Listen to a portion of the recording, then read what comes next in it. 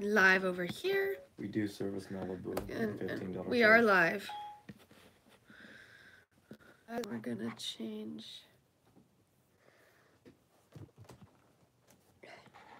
Did this go live? Oh, there we go. All right, going live on Facebook as well. Bing. Making these both for both men. So now which one is Facebook? This one. Okay. Hi, there's Hey. people here already. Yay. Hey there. All right, sorry, we're gonna try to fix Where's your this. iPad? Oh, mine's right here. Where's my iPad? I just wanted to use this has a better camera, so your iPad has an old camera. That is very sharp. Yeah, see? You want to put something behind it? Here. Something, a little something. Hi guys, sorry, we're trying to make this so that we don't have so much headroom. Thanks, Reynold. Oh, hey look, zum Geburtstag. And That's your birthday. Marcus said Oops. something in German, which need a translation. Yes. Everything's good for your birthday? Is that what that means? I'm ballparking. It's been a while.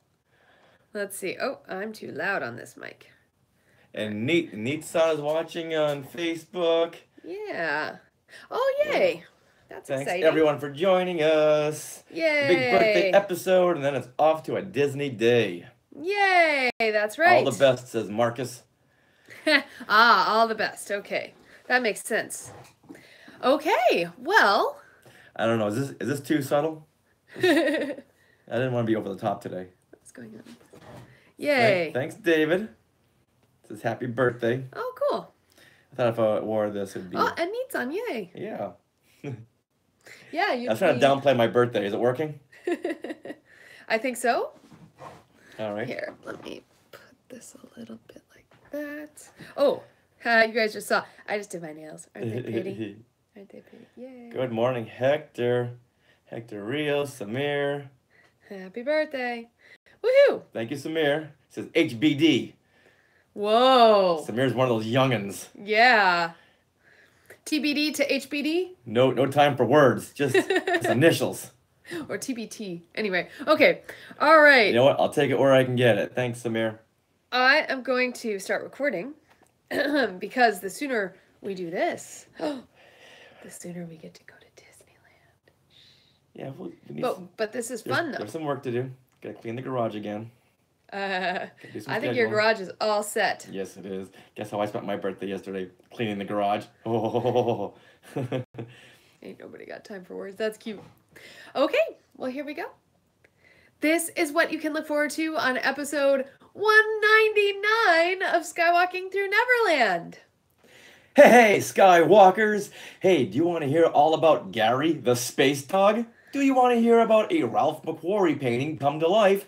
And do you want to hear some exclusive audio from Ryan Johnson? Well, if your answer is a resounding yes, yes, and yes, then we want to welcome you to Skywalking Through Neverland. We are your podcast destination for the many decades of your Star Wars and Disney fandom.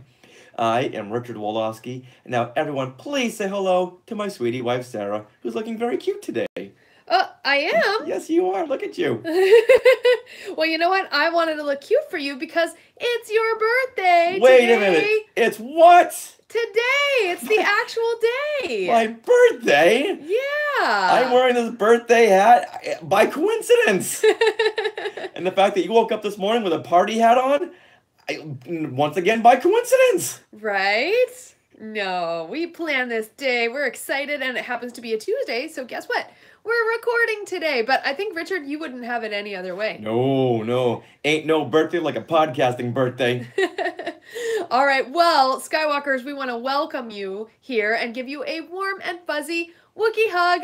It's a birthday Wookiee hug to our family of Skywalkers. And thank you so much for listening to the show every single week. If this is the very first time you're tuning in, thank you so, so much. And you know what? You are a Skywalker. And we also want to give a big shout out to our Sky Tubers and our face huggers who are watching our live streams right now on Facebook and on YouTube. Now on YouTube, we are youtube.com/skywalkingthrough Neverland. And you can tweet at us while you listen. We are at Skywalking Pod. We just love it when you share our joy in this adventure through fandom. Now, we are recording this from Long Beach, California on my birthday, January 16th, and I'm going to be saying that a lot today on my birthday. Now, guess what we're going to be doing today? Oh, we're going to be talking to so many awesome people. Yeah, but first, let's back up, because my birthday's going to start off with some podcasting, going to do some Disney days, or Disney Day, singular. Right. And going to ride Star Tours. I'm not getting my hopes up, not at all. I'll wear my birthday button, and hopefully that'll tip them off. Okay. But you know what? I don't want to skew their choosing policy. No, I think you need to wear your birthday button and do as much as you can. I want to win this fair and square, okay? I don't want them to go, it's his birthday, we got to let him have it. So it's got to be fairsy-daresy. And then we're going to go and do the virtual reality Secrets of the Empire. Looking forward to that. I am so looking forward to that because I know virtually nothing about this. I know James Burns had done it over in England, and I think Trisha Barr had done it, but I didn't really want to hear that much about it because I want to go into this fresh, and I am so looking forward to it. And then we're going to cap the evening off by seeing The Last Jedi again. Yay. This will be, well, I'm almost ashamed to say this, only our 4th time. Right? Isn't that so funny? So ashamed. What happened? What happened? Oh, and then, as a dessert to the evening, we're going to meet up with some Skywalkers over at Disney. Yeah. So if anyone watching this on any face huggers or SkyTubers in the LA area, go over to Trader Sam's tonight, about 9:15. Gonna be doing a fun Skywalker meetup. And I'll be saying all night long, it's my birthday. That's the theme of the day. Yes. All right, Minnie, tell me what time it is on my birthday. All right.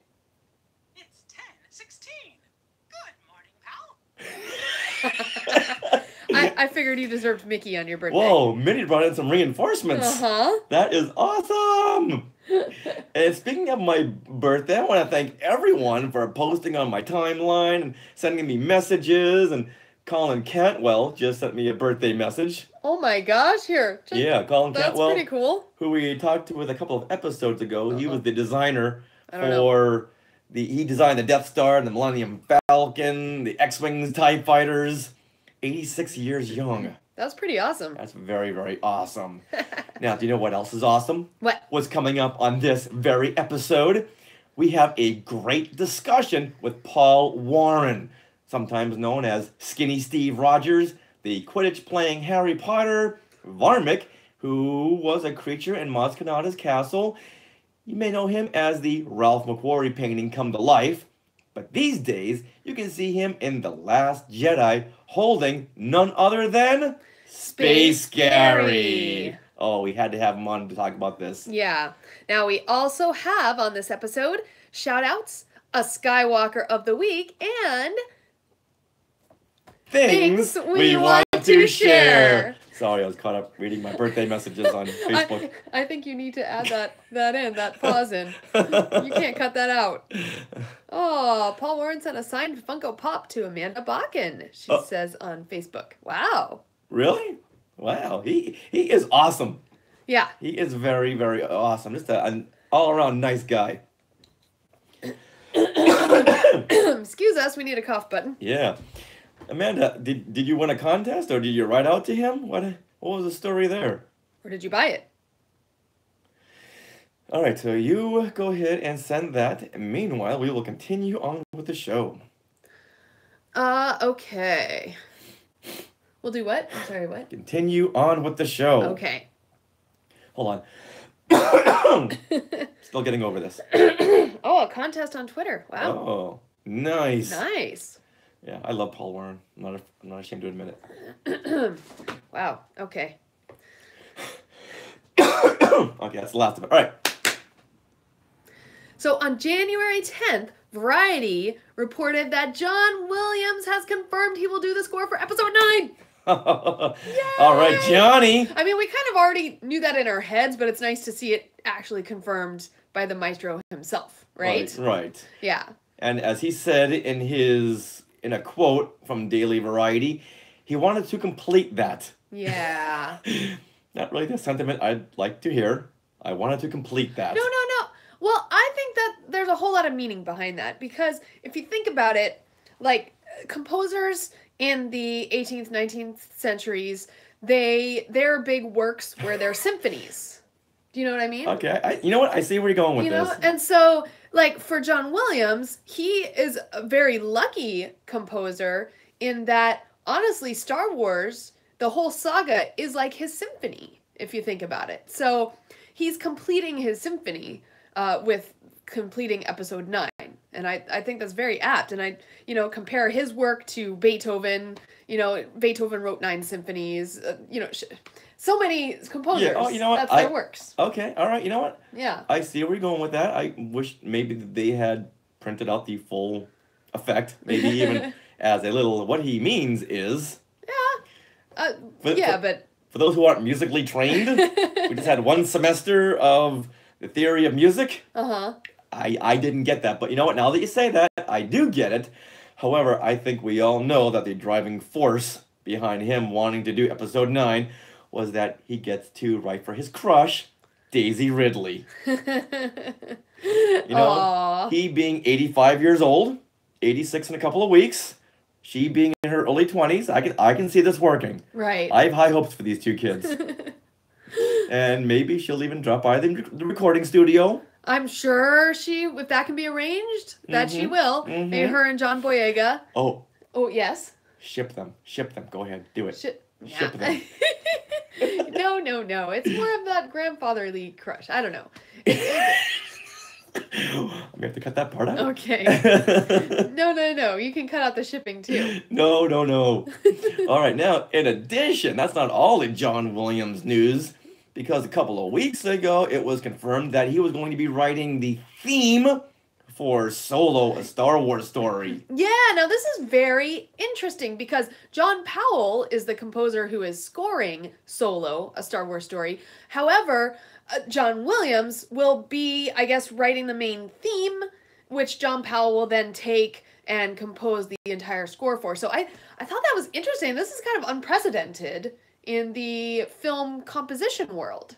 Yeah, I thought it was going to be more like how Danny Elfman wrote the theme to The Simpsons. Okay. But yet Alf Clausen wrote all the incidental music. Right. So you have one composer writing the big theme song, with someone else writing the other music. I thought the same thing here, that John Williams was going to be writing the theme to Solo, with John Powell writing everything else. Okay, well, I kind of see it a little bit differently just because you're talking about TV, which television has an episode every week. It needs to be out, and basically a composer who works on television has a steady job. They're like doing the composition for each show each week, whereas Solo is a film, so there's only one score to compose, but because John Williams, once again, we're going back to that symphony model, John Williams has created this symphony of music for Star Wars, so I think it's really nice that he gets to create a theme for Han Solo. That's how I'm looking at it. Not a theme for like the film itself, but a theme for Han Solo, which we've never actually gotten in the Star Wars films. I'm very, very excited about this. Yeah, so we've gotten Han Solo and the Princess, of course, which is your love theme. So I'm interested to see if it'll sound anything like Indiana Jones. No, I hope not. Well, that's one of the greatest scores of all time. Why associate Indy's theme with Han Solo's theme? I'm just meaning in some of the, maybe not the phrasing, but just because their personalities are very similar, if you think about it. I'm hearing this more like a Western. Well, that's what I'm saying. I mean, Indiana Jones is a bit Western-y. I guess we're just going to hear it and continue this discussion later. What do you think? Yeah, of course we are. Of course we are. I just want to hear like the good, the bad, and the ugly. Something that really stands out. Okay. Something like even the Raiders, dun dun dun dun dun dun dun. Even those couple of notes right there, that's Indiana Jones. I want to hear something that's definitely Han Solo. When you hear it, it's like that could be no one's theme but Han Solo. Can't be Clint Eastwood. It can only be Han Solo. So Johnny, I know you can do this. I know you can. So then John Powell is gonna roll this into his theme. His score. His score, right. Yeah, so he'll take that theme and expand upon it and maybe do what John Williams does and work his way backwards through the film. I do like that. Yeah. Originally, I thought that John Williams was going to write the actual theme, like the Star Wars theme, like the first theme that we hear. Right. In its entirety. But it sounds like now that he's just going to roll that theme into John Powell's theme. Or John Powell is going to roll the Han Solo theme into what he's already written. Instead of John Williams writing the initial theme. Right. So getting more clarification on that. Working through it. Now, David Iger, is the soundtrack for The Last Jedi out yet? Yes, it is. It came out the same day the movie came out. So, yeah, go check that out. Okay, well, I think we'll continue this discussion once the solo score comes out. I'm excited about that. And also next week, we are going to be talking about the score to The Last Jedi. Yeah, we will. So be prepared, Skywalkers. I'm very excited to talk the music of The Last Jedi. Hey, did we hear the solo theme in the Han Solo trailer that came out last night? Oh, wait a minute. The solo trailer never came out last night. No. Like it was rumored. No. Did anyone actually think that was going to happen? I know I didn't. According to our Facebook thread, no one else did either. Nope. All right, well, what else do we have to share this week? We have to share that on January 11th, we rocked around the clock as we saw a special screening of American Graffiti at the Los Angeles County Museum of Art with our good friends Brian Sims and Margaret Mays. This was extremely interesting because I know we talked about it last week, seeing it on the big screen, and I hadn't seen it on the big screen since 1978. And I've never seen it on the big screen. I've only watched it at my house. I know we had like some copy that we had recorded off of TV or something. But when you watch a movie like this on video where you can kind of walk in and out, a movie like this you need to watch in its entirety from beginning to end. Just because there's so many stories going on that you need to put it all together in your head because it is one night. Mm-hmm. One night in these characters' lives before their lives change forever. Right. So if you watch it from end to end, you really get the idea of what these kids went through before their lives change. Mm-hmm. Definitely. So, well, we have some questions now for each other. And maybe you Skywalkers can weigh in either on Twitter at SkywalkingPod or right now in the comments here on our live feed. But does American Graffiti hold up over time? My sister Lisa just chimed in. Happy birthday. Hey, Lisa. Thank you very much. Yeah, there's lots of people saying happy birthday. So you're asking, does it hold up? I'm going to say for me, yes. Okay. Definitely, because it's a stamp in time, that of the 50s, and we saw so much culture from the 1950s, from cruising to how these teenagers reacted to each other, where they talked to each other, they didn't text each other, they didn't memo each other, but you saw a lot of dialogue going on, which for me was very nostalgic because I hardly remember a time where people talked to each other. So I don't know if it was just me, but that's what I was thinking when I was watching the movie. Okay. Oh, look at these kids. They're going 5 seconds without having to look down at their mobile device. Yeah. So I guess I'm watching it through a 2018 lens. Okay. I didn't think about it until right now. Right. Well, what's interesting is, for me, yes, I think the story definitely holds up, that whole coming of age story. But if you took that movie and made it today, I don't think it would hold up to today's scrutiny. Because if you think about it, the focus is on 4 white guys. And honestly, today, if films do that, everyone blows up on Twitter. I mean... Well, it would be rebooted to fit 2018. Oh, what if they did a remake, but having it set today? I think that would be fun. That would be interesting. Well, because we were even saying how, it basically portrays people in cars going down the streets, cruising down the streets, and they're like talking to each other through the windows. It's like modern day Twitter. like when they were having that big event, the race. Yeah. You know, and that would be spread through people's windows, just like you would do it on Twitter. So both Richard and I got that vibe, and afterwards we were talking about it, and it's just so funny. But I just think it's interesting that at the end of American Graffiti, you see where the four guys ended up, like their stories. They don't even touch on the girls in the film, like at all. Like what happened to them? Well, it is very, very dated. Some of the things that they say, not just the lingo, but Right. some of the issues they bring up would never, No. ever be brought up today. Like when Mackenzie Phillips? yeah, thank you, Mackenzie Phillips, who's like 13 or something, gets in the car and the cop pulls him over. John Milner. Thank you. Pulls John Milner over, and she's threatening to say that he raped her. Oh my god. There were audible gasps in the theater. Yeah. Audible gasps. It's like, holy buckets, that wouldn't hold up today. No, that has a whole new meaning Yeah. today. But I see what you mean by the whole story holds up as a product of its time depicting another time. So that definitely holds up. The fact that it came out in the 70s, but it's depicting the 50s. So, yeah. Yeah, but that'd be very interesting, having it being remade today. The same story, but of course using technology of today and the kids of today. Right. And I think that would be fun. Now, what was your favorite part of the movie? All right. So, honestly, I really loved just the overall experience of seeing it with an audience and the audible gasps and laughs and groans. Like when Harrison Ford busts out Some Enchanted Evening, you know, everyone's like tittering and laughing, but we don't want to laugh too loud because we want to hear him sing. But that part was fun. I'm trying to remember some other moments in the film. My favorite part is when Ron Howard and Cindy Williams, Richie Cunningham and Shirley Feeney, are at their prom, and the principal or a teacher comes over, and Ron Howard says, "Go kiss a duck." Whoa, put the brakes on. You know what? You don't need to come out that harshly, okay? Reel it in there, Ronnie. Reel it in. You didn't need to go there.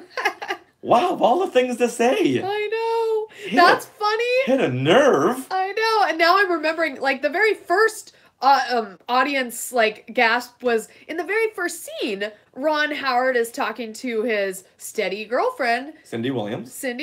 and saying, you know, when we're away from each other, we can see other people. We'll still go steady and all, but we'll see other people. The whole audience was like groaning, like, Yeah. oh, we know what this means. Because yeah, we all see through the thinly veiled scheme there, yeah, Ronnie. yeah.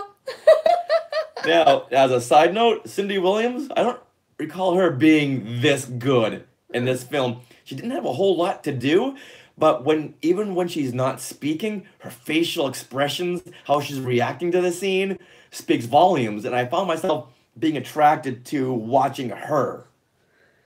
Okay. I was watching her hair.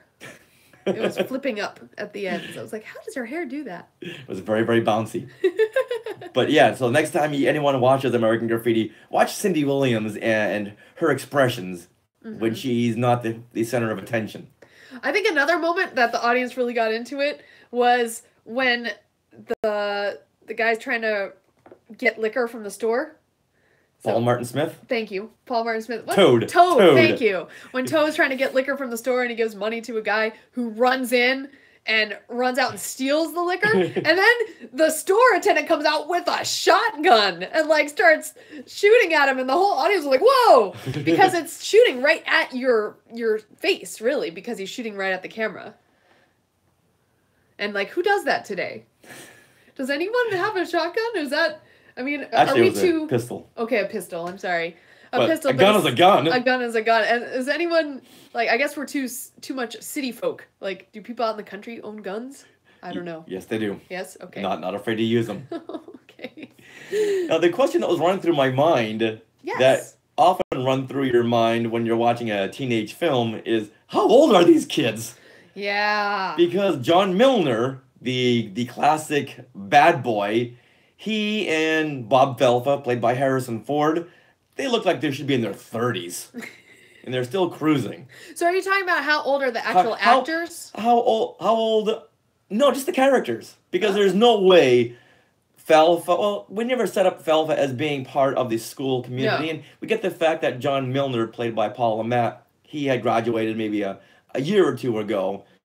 But he looks like he's well into his 20s. Okay. I mean, so does Harrison Ford. Looks older 20s. I don't say he quite looks 30s. In my opinion. Yeah, he was hitting 30, 31 years old at that point. Okay. Oh, Mike Parker said, I got a kiss on the cheek from Cindy Williams at the Hollywood Christmas Parade in 1977. Whoa! Well, love to see a picture of that. Wow. You lucky duck, you. Hey. What? Are you Cindy going to steal Williams? Ronnie Howard's girlfriend? You know, Cindy Williams, 1977? Are Come you on. saying we're going to see other people? That's going to be okay? You're still going to go steady? Does that mean that we're going to go to Disneyland and I'm going to tell someone to go kiss a duck? I'm just trying to roll us all in. I'd love to see that. Challenge accepted. Challenge accepted. And you know what? One theme that really popped up in my head when watching American Graffiti is that you had all the classic heroes, the bad boys, like John Milner, you had Harrison Ford, and they were all loners. Wolfman Jack. Yeah? So they were heroes to the other kids because they looked up to these people, but when behind closed doors or when watching them, or when we're not exactly focusing on their story, they're more a background character, they're Okay. loners. John Milner, he's pretty much cruising the strip alone until he's got to pick up a 13-year-old. Right. Bob Falfa, he has another different girl every time we see him. Mm-hmm.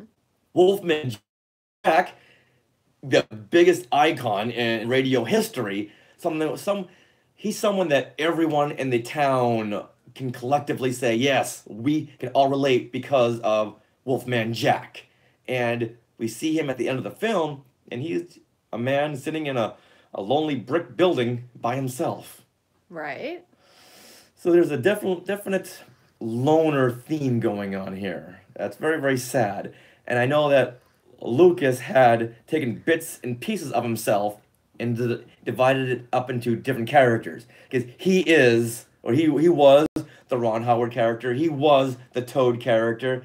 He wanted to see himself as the Bob Falfa. He wanted to see himself as John Milner. So there's definitely a certain sad loneliness to Lucas while growing up. And that's very obvious because if you look at his backstory, he was the odd man out. Mm-hmm. He was someone who didn't really fit into the cliques. Okay. Yeah. Well, let's talk about that. Kind of dovetails into why we actually watched American Graffiti that night, and we should. Oh, you know what? Hold on. Before you go into there, one of the questions I was really eager to get into was, would this hold up to a younger generation? And I think David Aker had said that he tried to get his kids into it, Right. but Yeah. it didn't work out. Right. Yeah. My kids can't get into it, is what he said. Yeah, because it's a very, very slow-moving movie, but it's the slow burn that I wish kids could get into these days instead of having things going boom, boom, boom, boom, boom, boom in the first 30 seconds. Right. So if any of the other Skywalkers have kids and you want to watch American Graffiti with them, I'd be so interested to hear the results. Yeah, definitely. Please tweet at us at SkywalkingPod or send us an email, share@skywalkingthroughneverland.com. Now, Richard, we watched American Graffiti because that was specially picked by Rian Johnson. And we went to this event. We went to the LA County Museum of Art, and they have this director's series where they ask a specific director what movie they would like to watch with an audience, and then that director comes, watches it with the audience, and then they have a discussion afterward, not a Q&A, but a discussion about why that movie has influenced their work and just a discussion on the film itself as well. So this was Rian Johnson's pick. Yeah, well, I was so happy to see a 1-2 punch of American Graffiti, then Rian Johnson. Uh-huh. Oh, we bought our tickets within like a fraction of a second. Absolutely, yeah. So after the film, Ryan Johnson sat down for about, what, 45 minutes Yep. with LA Times reporter Jen Yamato, and we got into some fun discussions. Yeah. So we recorded it, and we have some exclusive footage to play for you guys today. Now, Jen had asked Ryan about his very first meeting that led him to directing episode 8. Okay, water bottle meetings? That was hilarious. I know. It's so funny because we kind of do a similar thing where we go around LA to different people's houses and they're always offering us water. So I have tons of water bottles in my car, half empty, just like he said. Like, it's so funny. Depending on what kind of meeting it is, it might be Ralph's water. It might be Fiji water. That was awesome. Yeah, but the biggest takeaway I got was him mentioning the live action series. Now, I know this was announced last November. Well, it was really announced back in 1994. But he had mentioned it, and I was so excited because I'm not sure if that was a slip up or he just realized, well, everyone knows about it anyway. But he, like he said, he thought he was just going to be interviewed to direct a live action episode. Like an episode. Yeah. Just So I know Brian Sims looked over at us like, oh, did you hear that? And Yeah. everyone's like, whoa, wait a minute. Awesome. More Star Wars on a weekly basis? Yes, please. that's pretty amazing. Then Jen Yamato had gotten into Rose Tico. Yes. Yeah, she wanted to specifically ask Ryan about Rose Tico, and Ryan talks about how Kelly Marie Tran really helped in the development of the character itself. And you guys will, if you listen to the show, you'll hear the clips, obviously. So I think she was one of the greatest surprises of the new Star Wars films because she's just so bouncy and bubbly. We haven't seen a character like that. And like he was saying, that Ryan Johnson was saying that she was really designed to be this grumpy old mechanic, very jaded, but wrote the character around her. Yeah, it's interesting. I wonder, like, how soon he had developed the character to when he had chose Kelly Marie Tran. And Well, I think just like on The Force Awakens, okay. Rey and Finn were going to have this very contentious relationship, Ah. but through watching them rehearse and act and having more time because Harrison Ford's leg got injured, this came out of it because I think when they were rehearsing, they had more of a brother and sister chemistry. Okay. And watching someone like Kelly Marie Tran, whose energy and her innocence is just so infectious, he's a good writer, Ryan Johnson, and said, you know what? Why are we not including this Right. into this character? And it so works to see her idolizing someone like Finn, but then being conflicted because she's got a job to do. She's got to stop these deserters. So what is she going to do? So Kelly Marie Tran does a fantastic job straddling that line in her character. Right. Yeah, it's interesting how Star Wars characters or actors get typecast, but in a good way. So, not typecast, that's the wrong word.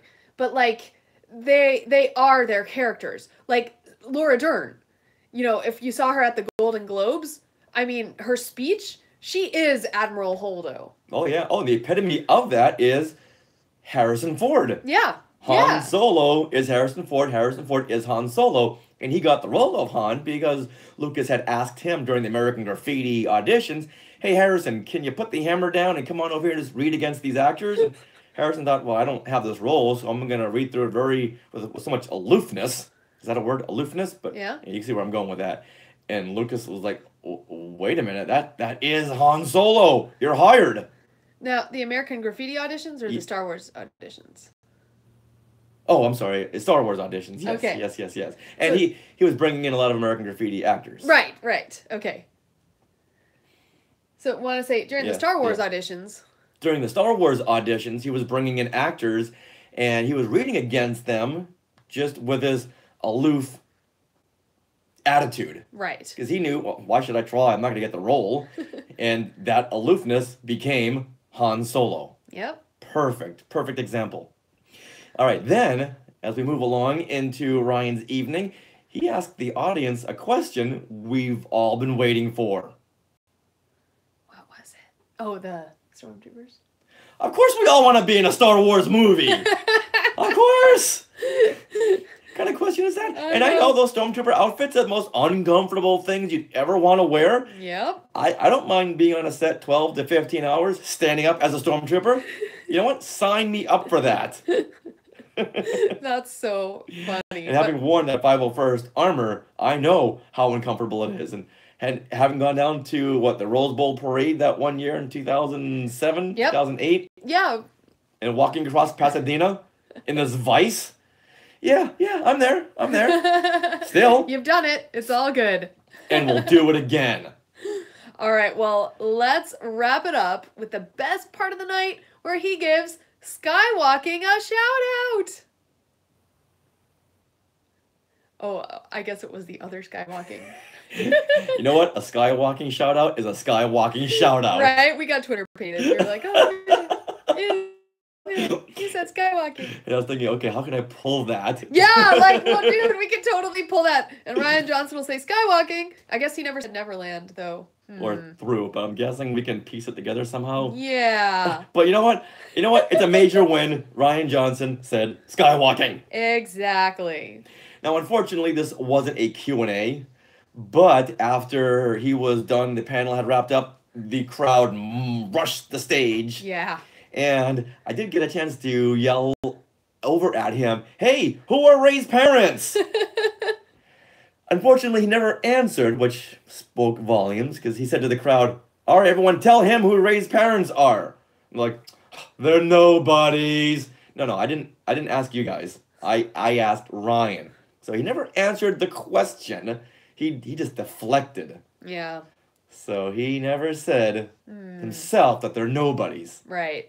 But on a plus note, people were giving him stuff to sign, and they were like, oh, 5 more minutes for Ryan, 5 more minutes. So everyone was like throwing things in, and he was signing really fast. And I just wanted to give him our Porgalicious BB-8 button, because we had one. And so I was like, I just want to give this to you. And he was so in the mode of signing, he started signing it. So, but he took it. So I think he signed right on the poor Porg's face, but at least he has a Skywalking Porgalicious BB-8 button. Yay! So great. So good for you, sweetie, for getting up there in front of the crowd, handing this to him. Yes. Nicely done. That was very exciting. There's lots of birthday wishes coming in. Hey. From Bryn. Thanks, everybody. Christopher Marino. Yeah, so cool. Yay. Well, much appreciated. All right, now, do you know what I appreciate? What? A good segue. Ooh. So now, let's get into our discussion with Paul Warren, who was Varmic in Maz Kanata's castle in The Force Awakens, and the Dowager alien holding Space Gary in The Last Jedi. Along with playing so many other great film icons. So sit back and enjoy. Perfect. All right. You talk to them for a minute. Excuse me. No, go. Scoot up. I'm not that skinny. All right. So let me do one more outro to that. So sit back and prepare for a great conversation. All right, everyone. Thanks for tuning in. Thank you very much for sticking around. Thanks for the birthday wishes. Much appreciated. Once again, I try to be subtle. Not sure the subtlety's paying off. So, what you guys doing today? Who's over here? Dustin Whalen. Hey, thanks for the birthday wish, Dustin Whalen. I think my cousin Mark is still on there. Oh, the Kenner music, wasn't that awesome? That Rob Dellinger had composed. I'll ask him if he can put it on our... are you on the Facebook timeline? Facebook group, rather? So I'll see if you can put it up there, because he did a bang-up job. And for some reason, I went online looking for the Kenner music for the old commercials, and of course I'm not going to have that soundtrack available out there. I thought, wait a minute, we have got a podcast composer. Just reach out to him. All right. Oh, Amanda's homesick from work. Homesick on my birthday. All right, so Oh no. you know what? Hold on. Excuse Dustin me. Whalen asked about getting the music What music? for the Kenner music we played last week, which Oh. I think that is Rob's. It is Rob. So I think that's Rob's best score ever. Hey, exclamation point. Can you put the Kenner music from last week's episode on the Facebook group page? Question mark. People are asking. Period. Thanks. and it's done. You guys are all on the Facebook group page, right? Ask and you shall receive, Dustin. Yes. Aw, you guys are so sweet. We love our Skywalkers. Yeah. Just everyone's saying, feel better. Okay, so are we ready? 'Tis the season to be sick. Shout outs. Right? Yes, Amanda. Hope you feel better. Yes. Hoping we're keeping you entertained during your sick day out of work. In words to that effect. You put it together. All right, shout outs. Our last episode, episode 198, we had on Netflix docuseries The Toys That Made Us creator, and he talked about the show. And this is Brian Bleh. Let me start over. Yeah. That sounded weird. Yeah, reverse that. Yeah. Okay. So on episode 198, we had on Brian Volkweiss, who is the Netflix series creator of The Toys That Made Us, which of course, It's a lot. I know. So on episode 198, This is the top of the shout outs. what about it? Okay. And action. On episode 198, we had on Brian Volkweiss, who is the creator of The Toys That Made Us, a Netflix docuseries, which is so amazing. And just the whole talk with Brian was extremely entertaining. And that episode garnered lots of comments on Twitter, plus a lot of people giving their wish lists of toys to cover. So we wanted to share a few of these tweets. So, at XIcemanX says, "Oh my gosh, by far the best docuseries on Netflix. I am so excited they're releasing 4 episodes in the next few months. Strawberry shortcake, please." Yeah, a lot of people were asking for the Mego episode. Yeah. And I know Brian Volkweiss said he was going to do a episode on the Star Trek merchandise. Yes. With a subsection for Mego. No, I need a whole docuseries on Mego itself. Not just a subsection in one episode. So, you know what? Maybe if they go on to another season, Yes. we can, barrage him with Mego requests. That sounds good. Well, I did put out a tweet out there to RT if you agree that we need a second season of this series, and a bunch of people RT'd. So, yeah, if you can find that tweet on Skywalking Pod, please RT it. And it is tagging Netflix. So they see that.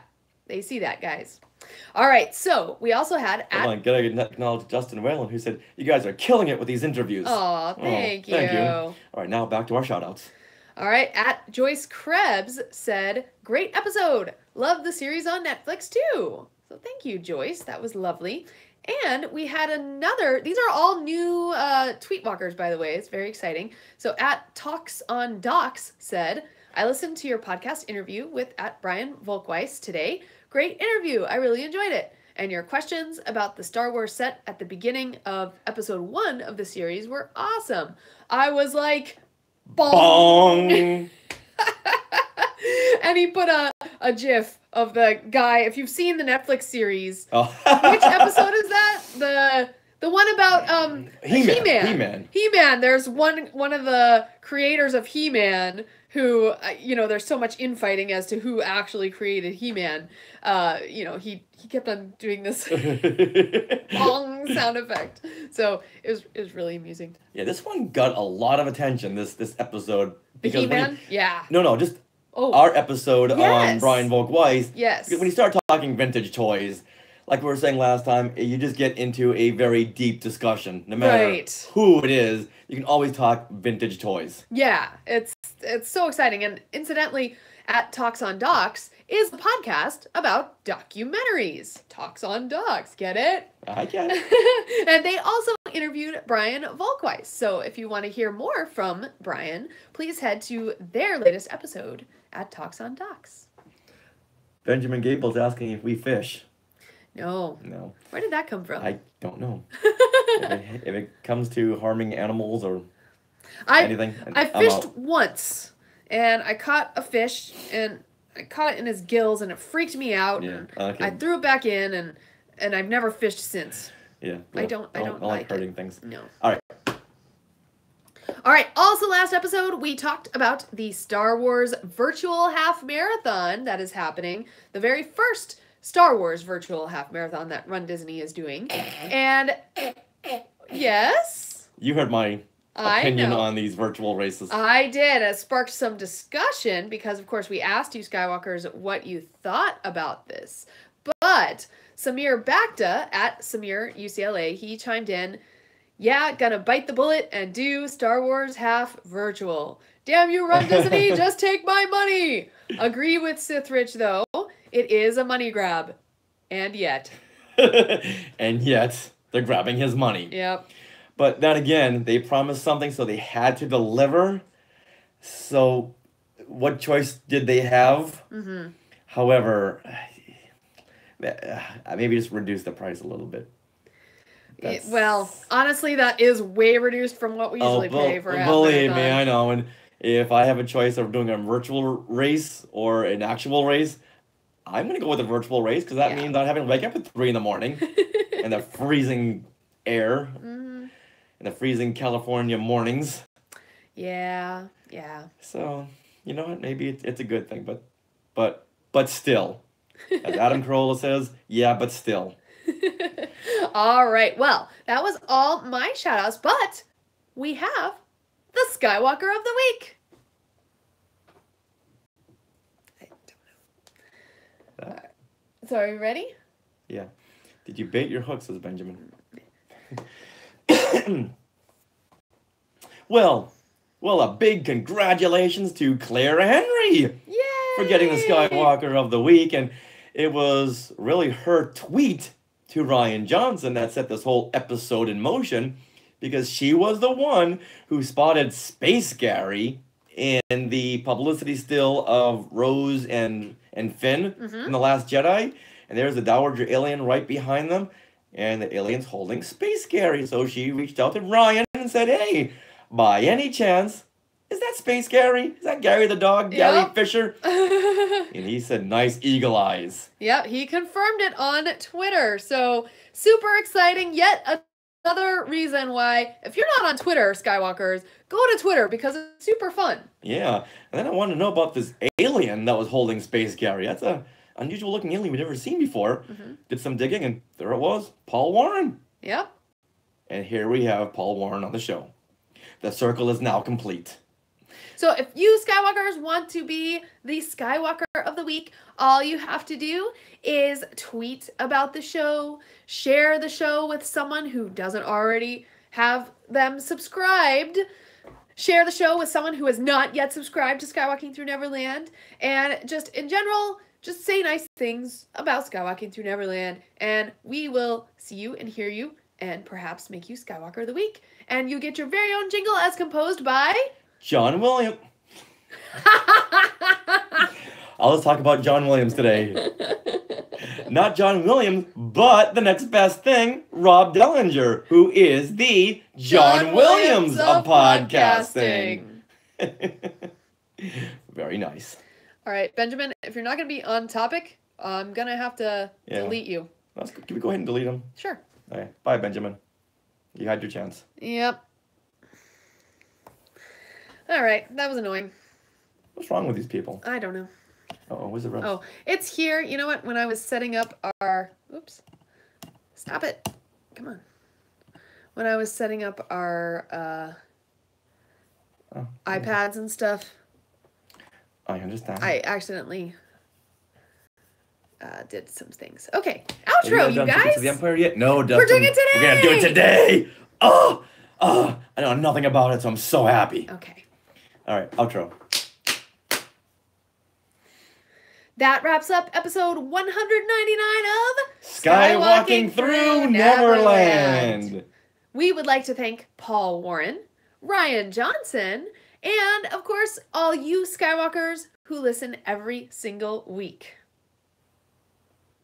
Now, as a reminder, we are on YouTube, and I believe we have over 950 subscribers. Oh, that really jumped up. Which means we are less than 50 away to 1,000 subscribers. So please, Skywalkers, head over to youtube.com/skywalkingthrough-neverland and hit that subscribe button. Maybe like a few videos. That would be so exciting for us because at 1,000 subscribers, we get another level on YouTube where we can do more things with you guys. And I think the comments on the YouTube live videos will be saved at that point and things like that. So like the comments that are written live. So it's super exciting. We're almost there. So please head over there. So what you're saying is the perfect birthday gift for me would be to reach 1,000 subscribers on YouTube. Yeah. Skywalkers, challenge has been set. I know you can do it. All right, now we want to thank everyone over there at RetroZap.com who do such amazing work. Like, write these. Sorry, guys. Hopefully by next week this will be gone. Now we want to tell everyone. All right, move it down. Now, we want to tell everyone that we are part of RetroZap.com, where you can find awesome blogs and articles and other podcasts. Don't say blogs. He doesn't like that. Oh. Okay, one more time. Now, we are part of RetroZap.com, where you can find great articles and reviews and other podcasts like Brews and Blasters, Warp Trails, Beltway Banthas, The Deuce Cast Movie Show, Kanata's Castle, Techno Retro Dads, and Talking Apes TV, which we're going to have our 50th anniversary special coming up on February 8th. Not 50th anniversary for us, but 50th anniversary for the original Planet of the Apes. So we're going to talk to Bobby Porter. Wait, we've been doing this podcast for 50 years? What? All right, well, you can also find Skywalking Through Neverland at jedinews.co.uk and fanthatracks.com. And if you want to reach us during the week, we are at Skywalking Pod on Twitter and Instagram. And please tweet at Netflix that we want a second season of at Toys That Made Us. All right? Make sure you do that. And Skywalkers, if you want to be friends with all the other listeners of the show, the other Skywalkers, please head over to Facebook where we have our Skywalking Through Neverland Facebook group. So just search that on Facebook and you can then request to join, but then you have to answer the couple questions that pop up or we cannot let you in. And this group is fun, it's safe, it's positive, there's no bad language, there's no people tearing other people down. It's just a great way to share our adventure through fandom. Nicely said. Now, stay tuned for bits of conversation that didn't really make it into the show. Almost done. Oh. All right. No. All right, now stay tuned for bits of conversations that didn't make it into the actual episode and times that we had to cough around our segments. So stay tuned for bits of that. So, lost my place. Oh, sorry. As well as other loopy bloopers. So listen there. Don't forget to subscribe to our YouTube channel. Need 1,000 by today, or my birthday doesn't count. Oh, no! It doesn't Oh, count. no. Up to you, Skywalkers. That's right. And then right after that, always remember To stop with the dumb fish jokes. I Very hope well said, I hope Christopher. you guys didn't mind we blocked that guy. That was annoying. What was... I don't know. That was all leading to that? Mark Kugler says aloha and hope sound under the weather, so feel better. Oh. Well, thank you He very does. much. It's just a lingering cough. So yeah. Yeah. So, Martin, you were saying that Paul Warren came to hashtag Cantina? Speaking of hashtag Cantina, we gotta do hashtag Cantina, hashtag Long Beach, hashtag 2018. He What said are we talking about? right over there. I didn't see. Yeah, he said that Martin Keeler had said that Paul Warren came to hashtag Cantina. Oh, I see. Cool. Hi, and happy Rebel Smile Day. Blah. All right. Meh. So now, gonna go clean the garage. Gonna go do some organizing. No, we did some that yesterday, so gotta that today edit we the can show. go to Disneyland. Because of why? Because it's your birthday. Because it's my birthday. Yay. All right, everyone. I'm sure we'll be posting a lot. Oh, a new subscriber. Yay! Woohoo! Thanks for subscribing. So I'm sure we'll be posting a lot of stuff on our Facebook group today. So stay tuned, and we'll see you later on. Bye, everyone. Thanks, Patrick. Thanks for the birthday wish.